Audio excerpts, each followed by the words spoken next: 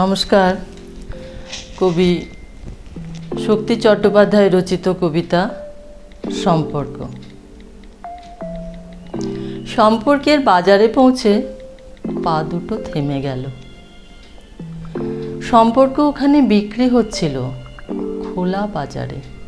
সম্পর্ক ওখানে বিক্রি হচ্ছিল খোলা বাজারে। আমি কাঁপতে কাঁপতে জিজ্ঞাসা করলাম, কি দামে বেচছো ভাই সম্পর্কগুলো?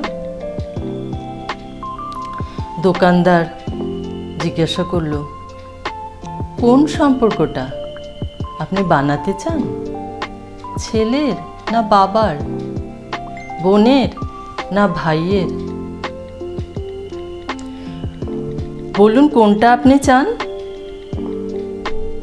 মানবতার না ভালোবাসার, বিশ্বাসের না মায়ের? বাবুজি কিছু তো বলুন, কোনটি নিতে চান? চুপচাপ দাঁড়িয়ে কেন, ঠিক ভেবে বলুন।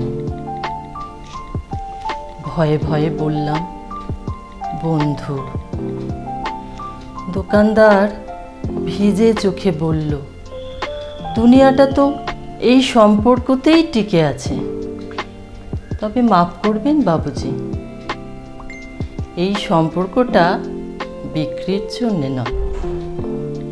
এই সম্পর্কটা বিক্রির জন্যে নয়, এর কোনো দাম দিতে পারবেন না।